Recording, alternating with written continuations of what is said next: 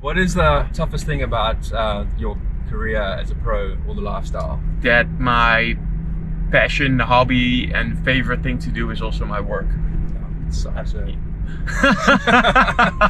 No. We're here in the Mother City. Red Bull King of the Air 2021 is going down. I'm Graham House, and this is Car Confessions. Welcome, Mr. Lasse Walker. Yes.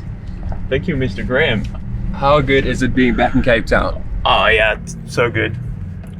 It's like the dream summer we would have back home in the Netherlands, because normally the kiting conditions here are so good.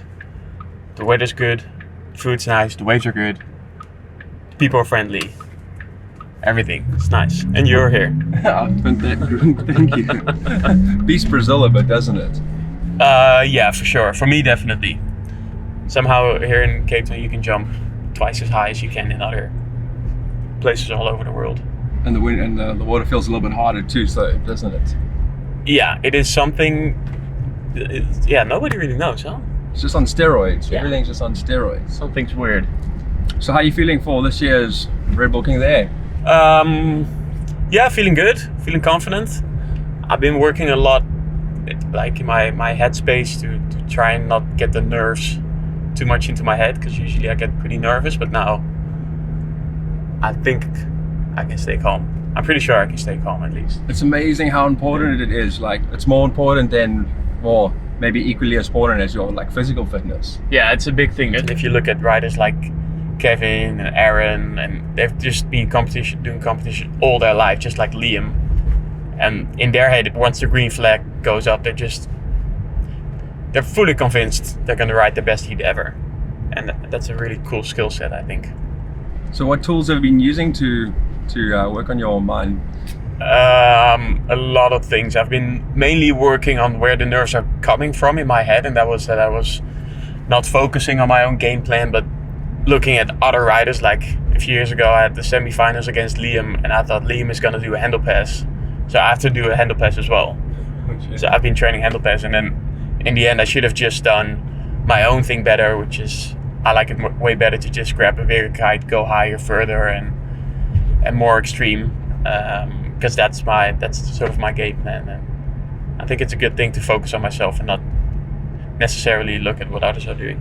Yeah, and it's not even just like on the day and during the event. It's almost like a change of life. Like you need to put these things into daily practice, eh?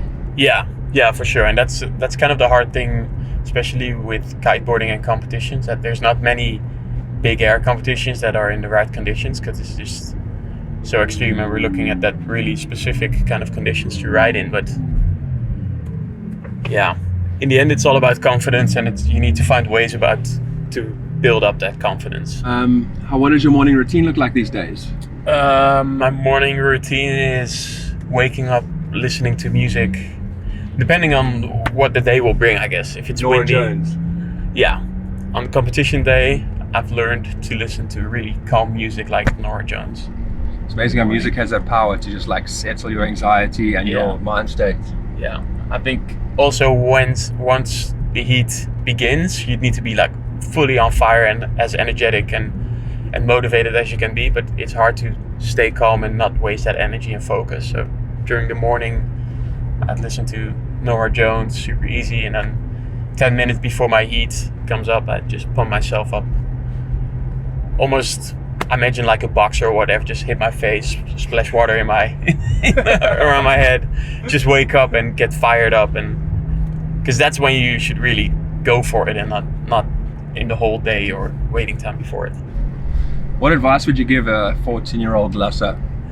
I think I don't really regret a lot of stuff. I would say maybe take some stuff a bit more serious, and that it's not all about fun, because I like to enjoy life a lot, and sometimes that has a bit bigger part in my decision making as of being serious. Interesting. Yeah, I'd see that. I think you could give that advice to yourself as well. Or no? Yeah, for sure. But I feel like you got your shit together. I feel like you're a lot more focused than a lot of people. But it's different in your head. Everything's different in your own head to how it's perceived. Or what I could say to myself when I was 14 years old is, Lasse, you're going to become a professional kiteboarder.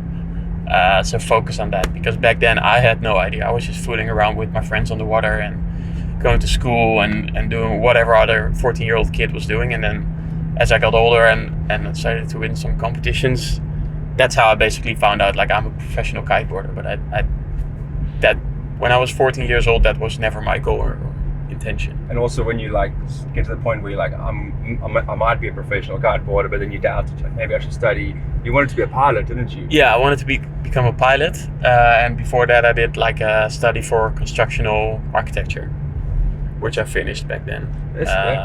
Yeah, it was cool. I like it, and that's super different to what I'm doing now. But for sure. Yeah. What is the toughest thing about your career as a pro or the lifestyle? That my passion, the hobby, and favorite thing to do is also my work. Yeah, it sucks. No, but it's a hard thing to combine, and also see kite surfing, because every time I go out on the water, there's always this thing in the back of my head like, Lasse, focus, try to train, while my friends are just having the time of their lives and having that after session stoke, and I would only have that after session stoke if I landed my tricks properly. So it's kind of hard to really still see it as a fun form of activities and not work. Sure, and also separating to find when to have fun and enjoy it, and when to like change between those identities. Yeah, that's a huge thing, I think. So how different does your Instagram look to your real life? Not that different, actually. I always try to promote myself as how and who I am. So I just put on Instagram whatever I think is funny and whatever suits me and what I think I'd like to represent and show other people. But I think like 90% of who I am is on there. I took in your Instagram is just, it's a weird thing because it's just this thing that everyone sees, and people who meet you have like an opinion of what you are because they follow you on Instagram and they almost like know you already. Yeah, that's true. But do they really know you?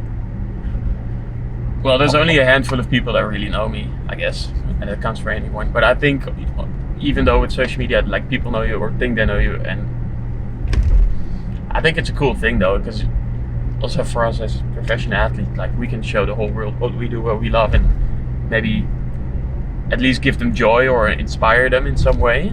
For sure. So there could be a bad thing on it, but I mainly believe in the good. No, definitely. I always believe. Inspiring people and giving people entertainment and stuff. It's also a very important part of making other people happy. Yeah, for sure. So what makes you happy? What makes me happy? Well, there's a lot of stuff that doesn't make me happy, which I can call up, like people departing the airplane super slowly. That gets me aggressive, or people cutting me off the road. But what makes me happy? I don't know, fun stuff like driving fast cars or kiteboarding in cool conditions or doing fun sporting activities. Stuff that challenges me, makes me learn something about the sport or about myself or whatever. That's epic. Yeah. And it's so nice that's your life. So you get to be happy. Yeah, for sure. Quite a lot of the time. Yeah. Well, there's been loads of moments in my life that I've had a lot of luck, which brought me to the place where I am today. But I do believe that I've worked really hard myself to put myself in this position as well. Was there like a defining moment in your career that made a big change? I think when I got my first sponsor after winning the Red Bull Mega Loop Challenge in 2015 with Dudes on Kiteboarding, they were my first sponsor and supported me to go on some travels and trips, and that really gave me sort of the belief and confidence in myself to be a pro athlete. And from there on, it was all smaller steps. And I don't know, it's a hard question. I just see myself as a regular guy still. You're a fantastic regular guy. That's been awesome catching up. Yeah, thanks, man. Let's go kite now. I hope. Hopefully there's some wind. I'm looking forward to seeing you in your peak performance on water. So yeah, it's going to be sick. 8 meter, 40, 50 knots. Short lines. 3 meter short lines. Nora Jones. On the Bluetooth. Yeah.